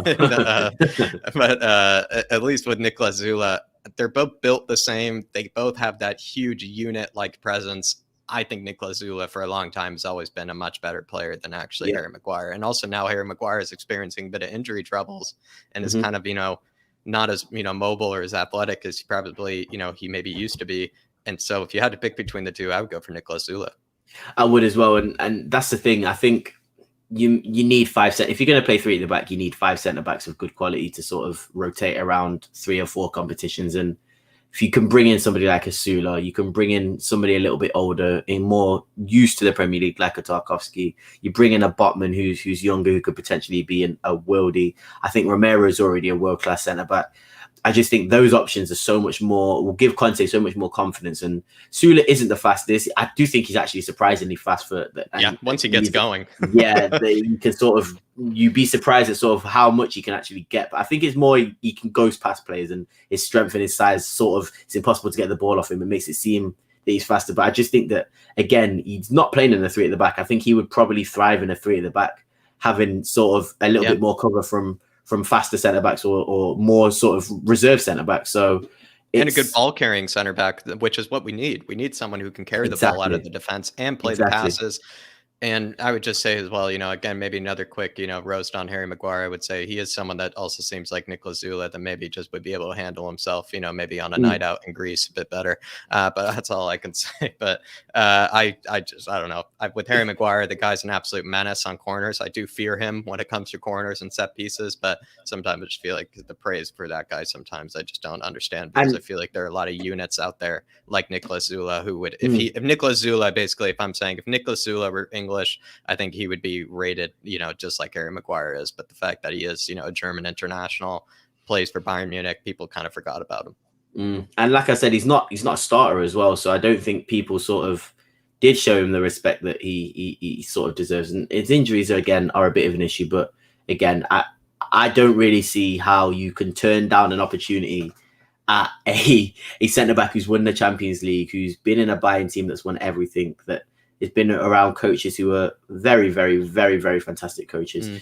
He would be an incredible addition to the team. And if anybody who ever wants to tell me that they'd rather sort of Sanchez, Dyer, or Tanganga over Nicolas Sula, the sentiment needs to go now. Unfortunately, I want winners. I want players who are going to come in and change the fortune of this club quite quickly. And I do think a player like him, who is such a threat and such a opposing figure, will be almost an instant, not success, but I think he will fit in very, very, very, very well into the Tottenham team and into the Premier League. So yeah.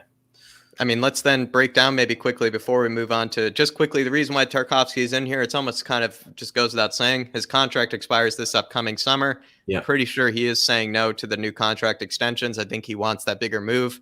I feel like Spurs is kind of his ceiling, actually, to a degree, as well. As much as I think the man gets stuck in, he's, I think, 28, 29 at this rate. He's kind of reaching more kind of the prime of his career. I don't see him making a move to like a Man United or a Chelsea or anything like that. So you kind of go further down the list, and it's like Spurs seems to be the right kind of move for him. And so £22.5 million. You probably could just sign him on a free. I don't even know if you have to sign him in the winter. And also Burnley, I bet, wouldn't let him go in the winter either. No. So you just sign him on a free. I think he'd be brilliant. I think he'd be exactly what Antonio Conte needs to a degree. People are mentioning Skriniar. I think in the case of Skriniar, what makes him a bit overrated at times is he's not as technically gifted or as good of a ball playing center back as maybe the other players in the Inter back three. So if you were to go for that no nonsense defender that really gets stuck in, I think you go for Tarkowski, and as well as he meets the English quota, which is very, very important, unfortunately. But our three center backs, I believe, that we've kind of gone for are Tarkowski, Sven Botman, and I believe as well from you, Niklas Zula, which I think is, there you just have all the center backs, practically filled for you. And also as well, I think Cudi Romero would be very, very satisfied with that. But I believe, unless you have anything else to say, maybe on the defenders here, Darius, we can move on finally to our forwards. Yeah, no, all I have to say is, again, free transfers galore, and Lazari is that's been the theme here. Keep option here, everybody. But the difference is though, and you have to have noticed, it's free transfers, but the quality of these free transfers are very, very good. And again, the difference between sort of being able to sign these free transfers and not is either one, having the money to give them stupid wages, or two, being able to convince them of a project.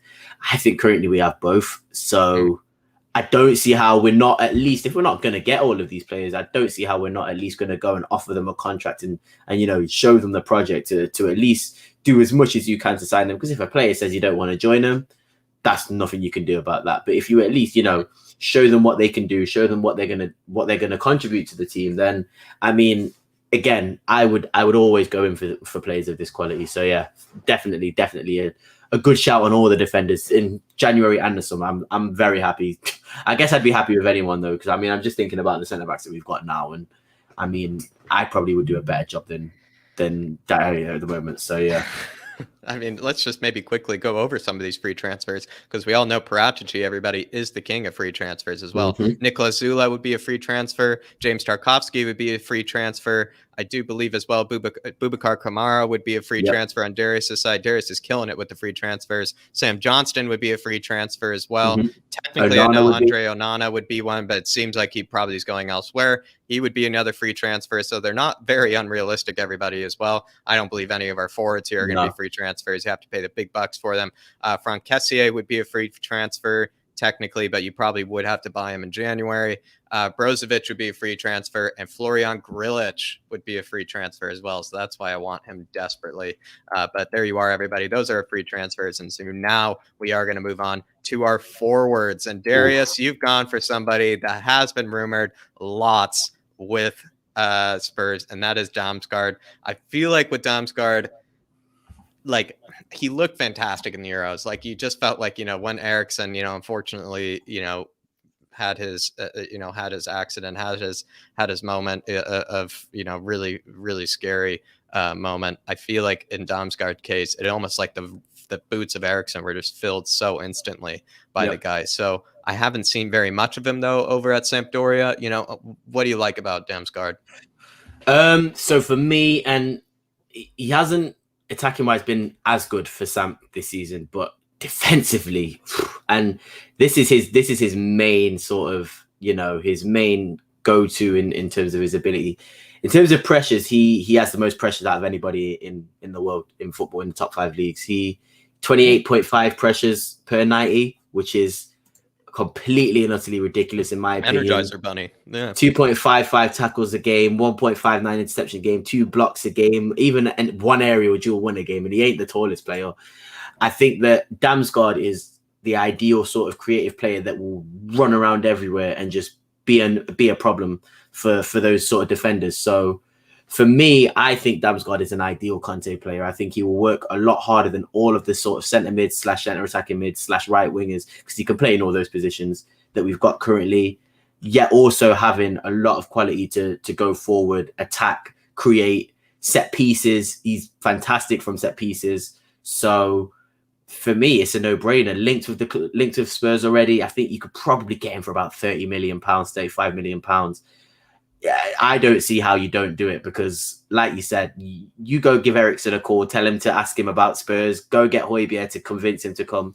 There's a couple, there's a couple of reasons why I definitely think he could be convinced to come to Tottenham. I know that obviously Paratici and Conte both came from Serie A as well, so they would have seen him for Sampdoria playing, but the main reason for me for Damsgaard was that defensive ability and just being able to. I mean, 28 pressures a game is ridiculous. I mean, if you're Antonio Conte, you are licking your lips. You are licking your lips at that and thinking, yeah, this guy's going to do everything for me. How's this guy even have time to attack if he's doing that many pressures? Exactly. And that's probably why his stats have probably gone down in terms of his attacking numbers. But again, I think surrounded by better players, surrounded by quality, if Damsgaard's slipping Harry Kane and Heung-min Son through, he's probably getting more assists on his under his name. So I'm definitely going to go for Mikkel Damsgaard. I'm going to say continue pursuing him. We should have got him in the summer, in my opinion, but he's a fantastic player. And again, he is only 21 years old, so ridiculously young, room for improvement. May as well carry on. May as well go for it. Probably don't even have to pay him huge wages as well, because the kid's already losing his hair at his age. So, he's not paying much for the expensive haircuts either. So I will say, with Damsgaard, definitely somebody that seems to just be an absolute workhorse. Maybe that's how he's losing his hair so quickly, is because he's just doing that many pressures, like Darius is saying. But your other forward there, who is just, I don't even know if on fire is the right statement. I mean, the guy you could really cook an egg on right now. He's honestly that on fire. It seems like all he does is just do outside the boot, crosses into the box for Sebastian Haller at the moment. And the guy's just honestly sick. He really is sick. And he does destroy me a lot in FIFA as well, Anthony. So, Anthony, is this somebody that you'd basically just break the bank for? I feel like you break the bank for Anthony, just pay any price. Yeah, unfortunately, I do think that this is my reasoning for sort of being so obsessed with Anthony, and I'm not comparing him to Neymar at all, but when Neymar was younger and I used to watch Neymar play and he used to do things in games, I just think, again, similar person, Ronaldinho, he's probably the best at it. I just think, what the hell? Like, why are you even doing this in a football match? Like, you shouldn't be allowed to do this in a football match. Anthony's done things in games where I've seen him do that, and I've just thought, he's absolutely ridiculous. And then on top of that, his numbers are ridiculous. In Champions League, he got a goal and 5 assists in 4 games, and he's got 3 goals in the Eredivisie, and he's taken 3 shots a game. He's got 3.6 shot creating actions a game. He's attempting almost 50 passes a game. Progressive carries almost 10 a game, and he's still putting in 1.5 tackles or 2.5 tackles in interceptions for a forward player. So again, all round, playing under Ten Hag, I imagine he's having to press a lot. I imagine he's got an idea of what he wants to do sort of tactically, and he must be an intelligent player to be playing for this Ajax team. And he is really, really good. I can't tell you how much I like him just from watching him and just the skills he does. And I think that the lane and the Tottenham Hotspur Stadium, should I say, needs players like that. I think Tanguy, the reason why Tanguy is given a lot more chances than certain players is because when he does get on the ball, he gets you going, he makes you excited. And I think a dumb sex ball, as I like to say, when he's at his ceiling. There's room for players like that, man. Again, I'd put Anthony in the same sort of category as like an Alan Saint-Maximin, where when they get on the ball, they do magical things and they still can create and still are very, very, very sort of quality-wise still produce a lot. So it's not just they're doing skills for no reason. They're doing skills to enjoy their football, but they are incredible football players as well. And age-wise, he's I don't even know how old he is. He's 21 years old, born in 2000. Again, all these players are 21 years old.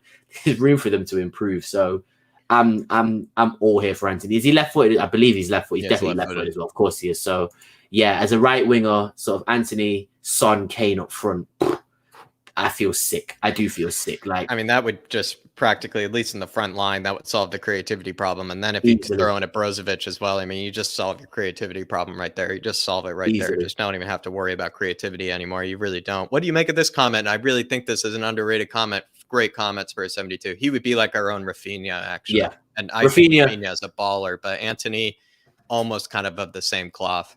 Yeah, Rafinha is another amazing example of sort of players that just get you up your feet and really, really get you going.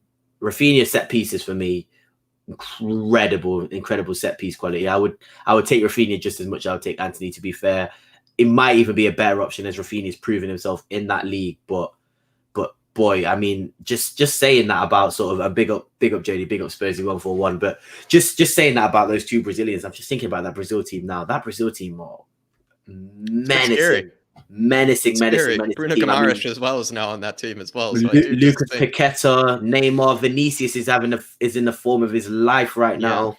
I mean, the wingers, just solely the wingers on that team are absolutely ridiculous. Fred decides to become one of the best midfielders for Brazil when he plays for them. So look out for that Brazil team. They might actually be on the way up there. I know they're unbeaten in qualifying, and they've already qualified for the World Cup. So yeah, that Brazil team might actually be might be a bit of a problem going into the World Cup. But yeah, no, Anthony, Rafinha, Sam Maximan, Sean Snow, it's like he's got the same brain as us, Jack. Diaby was going to be the choice that I had, but I'm Anthony over Diaby solely because Anthony entertains me as much as Diaby does. But Diaby's a fantastic player. I can see Diaby going to Liverpool and sort of when if Salah does move on, I can see Diaby going to Liverpool and being that Salah replacement. But no, all these right wingers that I'm mentioning, Noni Madueke, all these players, I just think there's room for them, but it's going to be expensive. You're going to have to be spending 70, 80 million pounds on these players. But I do think they're worth it. I do think they are worth it if the numbers suggest. Just to satisfy Mr. Snow here, I think with Anthony, you might need to break the bank a bit more because he's really on fire at the moment. And whereas Moussa Diaby, they're actually, wow, I mean, spoiled for choices there. Really, I don't even know. Honestly. Like be picking between like a $1 million steak and like, $1 million sushi. Honestly, it's just like, I don't even know which ones I'd take. But let's say Anthony had to pay 80 million pounds and then Moussa Diaby, you pay 60 million.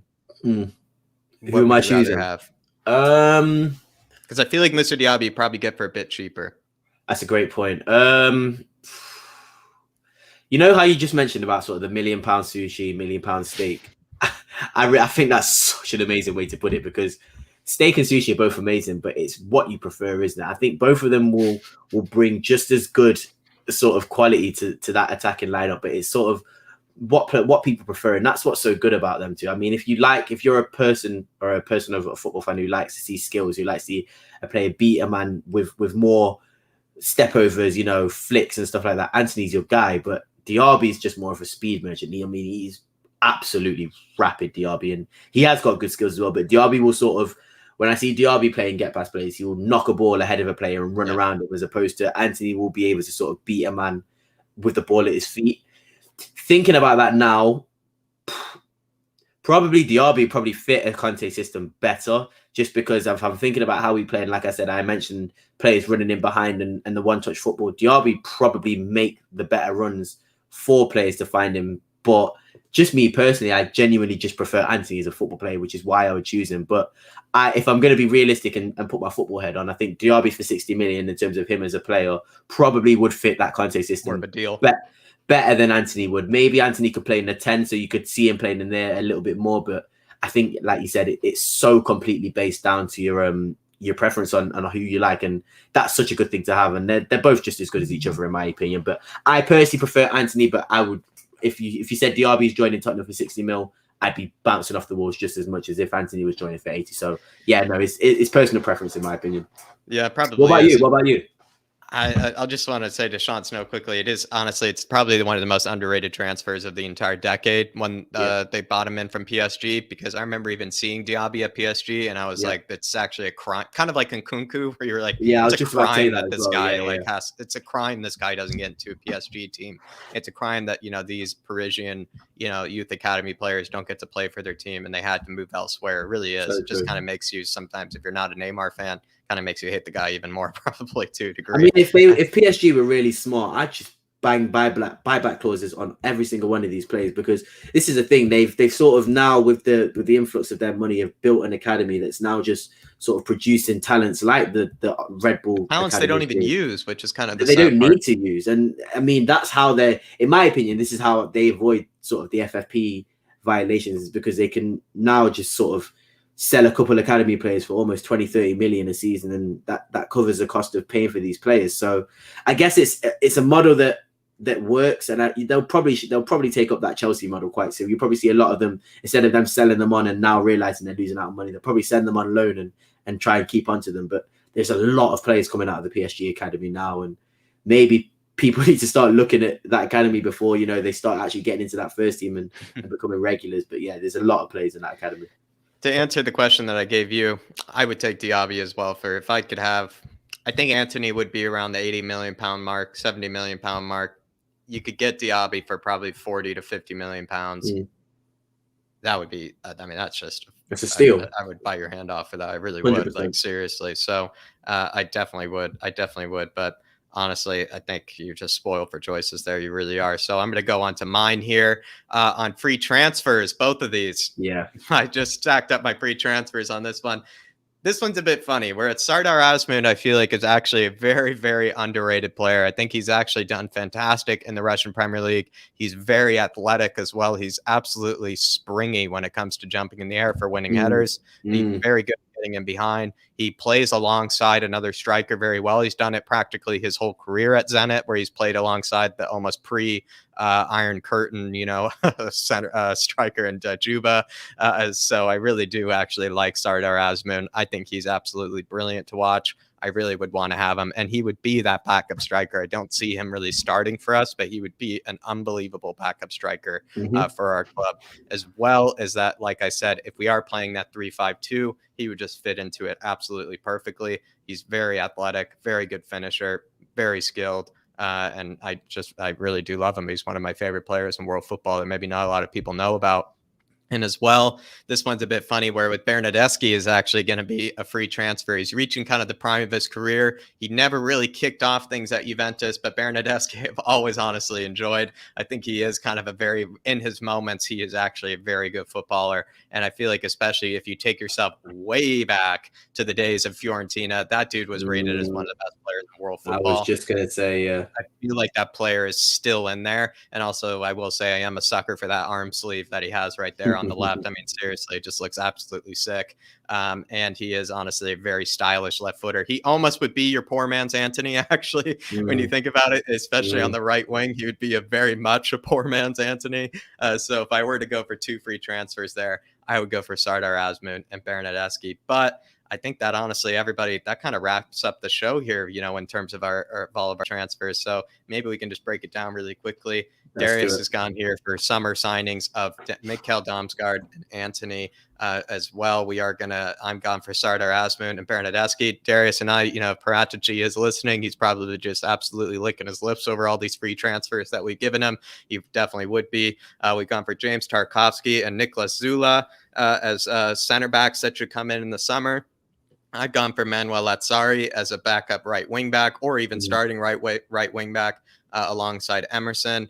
For my summer center mid signings, I would go for Bruno Guimaraes first, James Ward-Prowse second. If I couldn't get into Bruno Guimaraes, Darius has gone for the free transfer of Boubacar Kamara.